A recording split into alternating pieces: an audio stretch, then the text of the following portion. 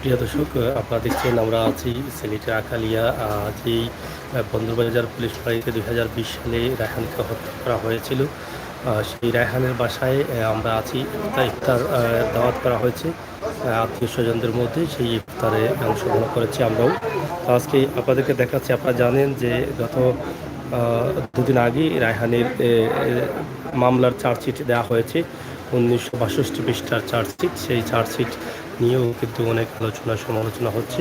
তো আমরা আজকে তাদের বাসা থেকে যে ইফতারের আয়োজনটি আছে, সেই আয়োজনটি আপনাদের কাছে আমরা উপস্থাপন করছি।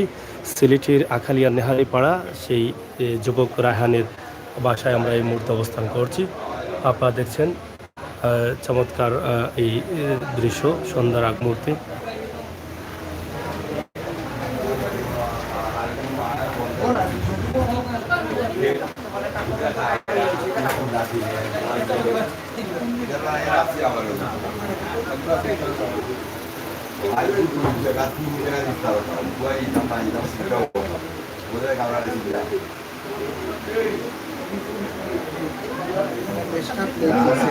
সব তো স্টাইল, কিন্তু মানুষের ভাবেই লাগবে।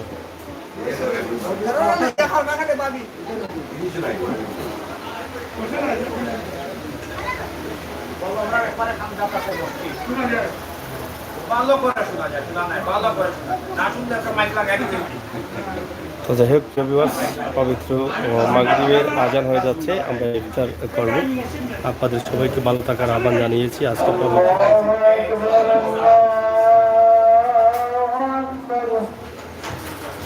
Allah